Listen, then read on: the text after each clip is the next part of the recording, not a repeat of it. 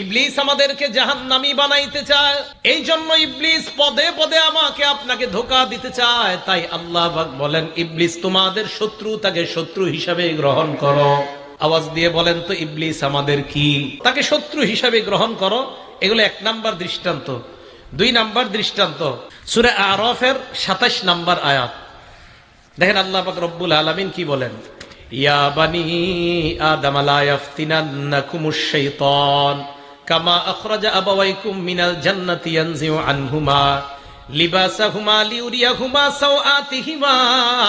আল্লাহ বলেন, হে আদম সন্তান, লা ইয়াফতিনান্নাকুমুশ শাইতান, শয়তান যেন তোমাদেরকে ফিতনায় না ফালায়। কামা আখরাজা আবাওয়াইকুম মিনাল জান্নাহ, যেমনি ভাবে তোমাদের আব্বা আম্মা আদম হাওয়াকে জান্নাত থেকে শয়তান বের করে দিয়েছে।